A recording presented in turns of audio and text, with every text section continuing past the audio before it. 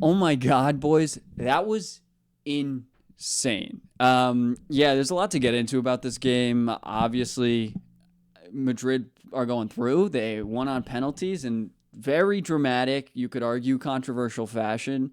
There's just a lot to talk about, man. That game was a lot, by all intents and purposes, and I think it gave us enough of an entertaining match. I think Madrid were Real were rather unimpressive, honestly, considering the amount of possession they had, considering what they could have done. I don't know. It just wasn't good enough. I thought Atleti did exactly what every single person in this video on watching right now expected them to do, right? Show up, defend a lot, and be able to counter really well. And there were a lot of standout performers for a lot of the game for Atleti. Julian Alvarez is insane. His ball striking is ridiculous. We'll get into the penalty shootout right as we go on, but he was taking low XG shots, but he was ripping it whenever he got a chance, and he's got to be one of the best ball strikers in the world. That was ridiculous. I've seen him play before, so I know he's good at it. This was an insane display against some pretty solid defensive setup. Courtois had to do a good job. It's not like any of these were wildly placed, but had to be on his toes. He's like, Alvarez has to be the biggest nightmare of any keeper because he's just ripping it wherever, unpredictably. And I think he's unfortunate he didn't get one. He's incredibly unfortunate that the penalty went the way that it did. But I thought Conor Gallagher's goal was fantastic. The work rate Gallagher had, I think he was the best Englishman on the pitch today by far. He was fantastic. Barrios was really good. DePaul was really good. I was a little disappointed with Griezmann. I mean, I've watched the Atleti matches this season, and so I know what Griezmann has to offer, and he's just not lethal really at all anymore. He's just not a shooter. He is a big threat in the link-up play, and he was great at playing that out ball, at linking up with his teammates and getting out of pressure. Their ability to do that was really, really impressive, and it shows a lot of flaws in this Madrid press or whatever.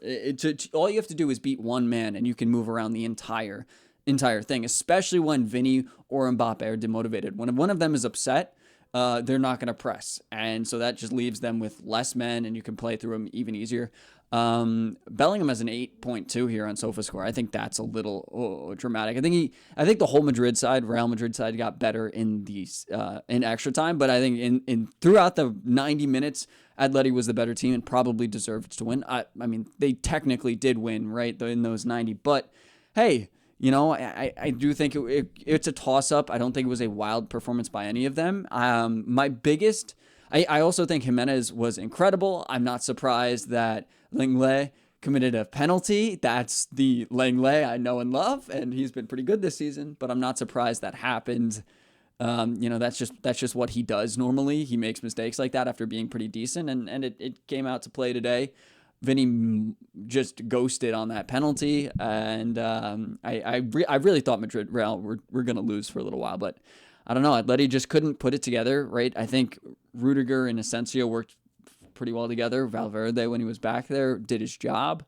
I think the team got a lot better when Camavinga came in. I think Camavinga was really, really good. I don't like Asensio as a human being. He seems like a terrible person, but, I don't really know everything. I don't really know all the facts, so I don't want to talk like crazy, but I don't want to praise him too much, but I think he did okay today. I don't think Bellingham was very good. You didn't see much of him for a lot of the game. I think he was better at the end of the 90 and in extra time. I think he was putting in a lot of tackles and trying to play runs in. But that's the thing with this team. They aren't going to be able to pick him out the same way. Now that Mbappe is occupying a slightly different space than just not having a striker was last season, than Rodrigo was last season. And the fact that they don't have Cruz on the pitch, Fede Valverde is playing further back, Luka Modric just isn't the same player anymore, and you just don't see him on the ball in that threatening of a position to play in a good run from Bellingham. Bellingham was making them. They weren't played at all. But I think it's down to Courtois keeping them in the match, and Atleti just not finishing enough. And then in extra time, it was just kind of a lame thing. We could talk about the referee too. I think there were calls that went both ways, and it's kind of all over the place. You know what I mean? So I really don't think it was biased towards either team, and I think it was inevitable. This was going to go to pens. It was actually my prediction in Discord that this game was going to go to penalties if Atleti were able to score, and they were able to. And I would have preferred Atleti to move on because I just, I prefer Atleti to Real Madrid, obviously, but I don't think this is the worst thing. I think this is big for Barcelona because Atleti now had to play 120 minutes against Real Madrid, and we're going to play them on Sunday. So it's going to be tough for them, and they're going to be losing some players potentially to injury, potentially to, not potentially, but Correa to the red card. And it's kind of a fortunate situation for us. They're playing Arsenal, I believe, who, had their way with PSV, man. They did whatever they wanted with them. But this was a pretty exciting round of round of 16, whatever this would be. And I'm pretty happy with the way the games went out. I feel like we don't normally see penalties this early.